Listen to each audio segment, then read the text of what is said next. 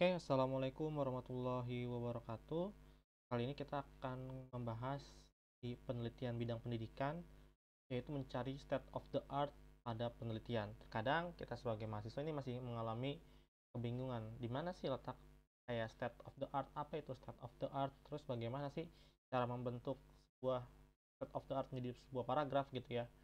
Oke, yuk kita mulai pembahasannya. Sebelum itu, kita akan membacakan Bismillahirrahmanirrahim agar ilmu yang kalian pelajari dapat bermanfaat. Yuk kita mulai. Nah, mengapa state of the art diletakkan pada bab 1? Khususnya bagian latar belakang gitu ya. Oke. Dalam sistematika penulisan ilmiah, bab 1 atau latar belakang bertujuan untuk menjelaskan konteks penelitian termasuk urgensi dan relevansinya. Berikut alasan utama mengapa state of the art diletakkan di bagian ini. Yang pertama adalah menunjukkan perkembangan penelitian sebelumnya. Jadi di latar belakang tidak hanya menjelaskan masalah yang akan diteliti, tapi juga bagaimana penelitian sebelumnya telah membahasnya. Yang kedua, state of the art membantu pembaca memahami posisi penelitian saat ini dalam bidang yang lebih luas. Yang kedua adalah mengidentifikasi research gap, gitu ya. Dengan menjelaskan perkembangan terbaru, peneliti dapat menunjukkan celah atau gap yang masih perlu diteliti. Ini menjadi dasar juga untuk justifikasi mengapa penelitian Anda penting dan relevan, gitu ya. Nah, bagian yang ketiga gitu ya, yaitu memperkuat signifikansi penelitian. Dengan merujuk pada perkembangan teori yang terbaru, penelitian Anda ini akan lebih terlihat relevan dan terhubung dengan diskusi ilmiah terkini, gitu ya. Hal ini juga memperjelas bagaimana penelitian Anda berkontribusi dalam memperbarui atau menyempurnakan pemahaman yang ada. Yang keempat adalah mengarahkan tujuan dan rumusan masalah. Setelah menjelaskan state of the art, peneliti dapat merumuskan pertanyaan yang belum terjawab. Ini juga membantu pembaca memahami arah penelitian dan metodologi yang akan digunakan. Nah, untuk tujuan dan rumusan masalah, jika kalian masih di skripsi gitu ya, ini biasanya bukan ada di latar belakang, tapi ada di bagian sub bab yang lain gitu ya. Oke, terus gimana sih struktur penempatan state of the art pada bab 1 gitu ya? Tips penyusunan state of the art yang baik, yaitu gunakan referensi terkini. Prioritaskan penelitian terbaru seenggaknya 5 tahun terakhir agar relevan. Gunakan sumber yang kredibel. Ambil dari jurnal ilmiah yang terindeks, entah itu Sinta, Proceeding, Conference ya, terus yang terindeks Scopus ataupun WASH gitu ya, atau buku akademik lainnya. Jangan hanya merangkum tetapi bandingkan. Ini sangat penting, tunjukkan juga kalian membaca dengan mengetahui kelebihan dan kekurangan studi sebelumnya. Yang keempat adalah gunakan bahasa yang objektif dan akademik. Hindari klaim berlebihan tanpa dukungan data. Dan hubungkan dengan tujuan penelitian. Pastikan state of the art ini mendukung alasan mengapa penelitian Anda itu penting, gitu ya. Nah, contoh kalimat atau kata pada penelitian state of the art, gitu ya. Nah, contoh kalimatnya seperti apa? Seperti ini. Kita akan mulai bagian pertama, yaitu penelitian ini didasarkan pada perkembangan terbaru dalam bidang penelitian. Bidang penelitian apa ya? Nanti kalian bedakan.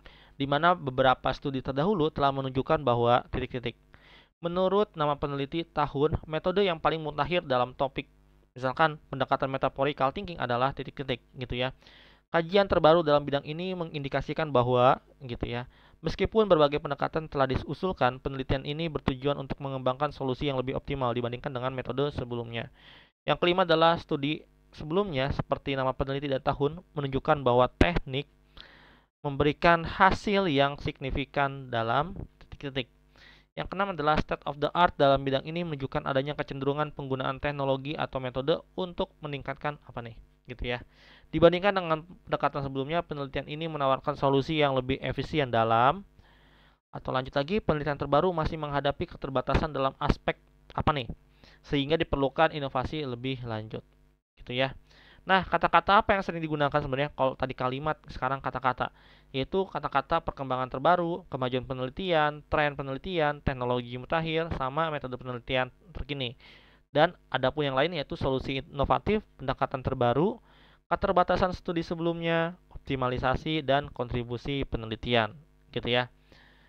Nah, untuk struktur penempatan state of the art dalam bab 1, itu biasanya state of the art muncul setelah pemaparan masalah umum dan sebelum tujuan penelitian. Susunannya bisa seperti berikut gitu ya. Pengenalan konteks umum. Jelaskan fenomena yang menjadi fokus penelitian. Untuk pembahasan penelitian sebelumnya atau state of the art, uraikan perkembangan terbaru dan studi yang relevan. Baru identifikasi kesenjangan penelitian atau riset gap-nya. Jelaskan aspek yang belum terselesaikan atau kurang optimal. Rumusan masalah dan tujuan penelitian artikel ilmiah saja ya. Itu berdasarkan state of the art, nyatakan pertanyaan, penelitian, dan tujuan yang ingin dicapai. Karena kalau misalkan kalian lihat rumusan masalah sama tujuan penelitian, kan itu ada di subbab, misalkan rumusan masalah B yang tujuan masalah C gitu kan, jadi beda, bukan di latar belakang. Oke ya.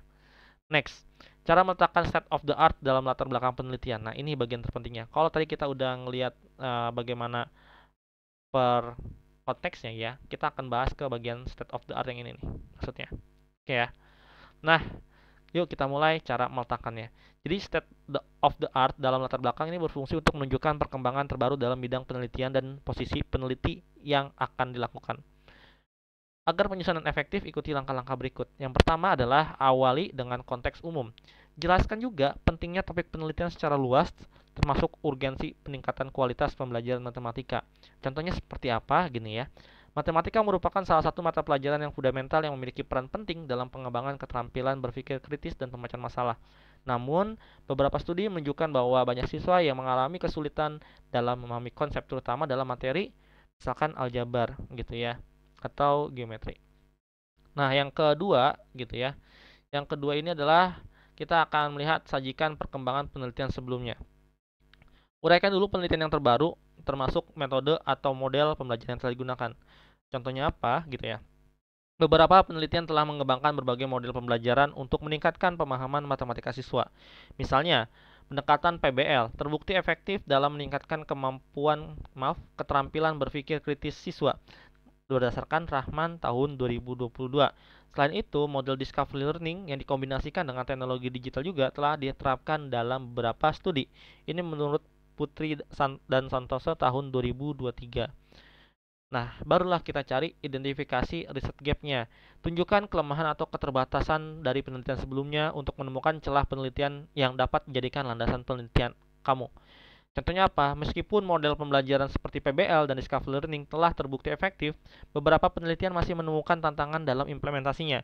Misalnya dalam konteks pembelajaran matematika di tingkat SMP, siswa sering mengalami kesulitan dalam menghubungkan konsep abstrak dengan penerapan nyata. Ini menurut Sari dan kawan-kawan tahun 2023. Selain itu, belum banyak penelitian yang mengkaji integrasi teknologi dalam pembelajaran matematika berbasis proyek di lingkungan sekolah menengah pertama, gitu ya. Nah, kita lihat juga nih letak posisi penelitian kalian. Di mana jelaskan dulu bagaimana penelitian Anda akan mengatasi gap tersebut dulu dan berkontribusi terhadap bidang pendidikan matematika. Contohnya kayak gimana? Oleh karena itu, penelitian ini bertujuan untuk mengembangkan model pembelajaran project based learning berbasis teknologi digital untuk meningkatkan pemahaman siswa dalam konsep tadi aljabar atau geometri. Dengan pendekatan ini diharapkan siswa dapat lebih aktif mengeksplorasi konsep matematika secara kontekstual dan meningkatkan motivasi belajar mereka. Seperti itu ya. Nah, bagaimana hasilnya kalau digabungkan? Ya, sesuai aja urutannya gitu ya. Seperti ini jadinya. Nah, silakan kalian bisa pause dan simak benar-benar pahami bagaimana alurnya. Oke ya. Next. Nah, referensi dari kutipan ini gitu ya, sebenarnya ini sudah ada dari sini. Ya, kalian mungkin bisa lihat-lihat referensinya. Karena ini 5 tahun terakhir. Oke, kita coba lihat ke penelitian orang lain yuk. Kita coba lihat ke penelitian orang lain. Nah, penelitian orang lain ini ada yang punya saya, ada yang punya kakak kelas saya. Untuk melihat perbedaan-perbedaan dari pemilik orang lain. Supaya kita belajar gitu ya. Oke, yuk kita mulai. Nah, di bagian sini gitu ya, kita bisa ngelihat nih. Dilihat dari hasil penelitian sebelumnya, belum ada yang melakukan penelitian video pembelajaran untuk dengan pendekatan metaphorical thinking. Ya, hal ini terlihat dari penelitian Sukma Nasution dan Anggoro yang membuat pengembangan edutainment gitu ya. Jadi ada pembanding hasil penelitian sebelumnya. Nah, selanjutnya apa? Oleh karena itu, peneliti pengembangan video pembelajaran dengan pendekatan metaphorical thinking pada topik aljabar masih belum ada yang melakukan penelitian. Jadi di dalam konteks ini gitu ya, ada dua kalimat penting yang nantinya akan menjadi landasan kita sebagai state of the art. Nah, bagaimana kalau misalkan yang lain gitu ya? Nah, yang lain juga sama gitu, hanya perbedaan posisinya saja gitu ya. Jadi yang ini menjelaskan terlebih dahulu gitu ya, penelitian sebelum-sebelumnya, barulah nanti masuk ke bagian yang namanya state of the art-nya itu. Oleh karena itu, dengan adanya desain pembelajaran khusus dengan acuan teori hipotesis lintasan belajar dan pendekatan matematika realistik diduga dapat membantu guru dalam menumbuhkan pemahaman siswa, termasuk halnya pemahaman relasional terhadap materi pembelajaran gitu ya. Nah, ini juga contohnya state of the art-nya. Oke. Nah, mungkin kita bisa pembahasan yang lain.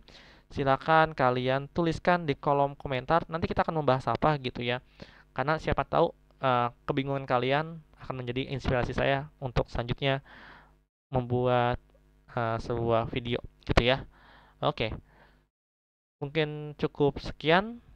Kalau kalian butuh mentor untuk skripsi atau tesis dan penelitian kalian pengembangan, ya.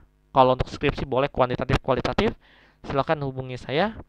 Nanti kita akan berbicara tentang harganya gitu ya, secara personal. Mungkin cukup sekian. Assalamualaikum warahmatullahi wabarakatuh.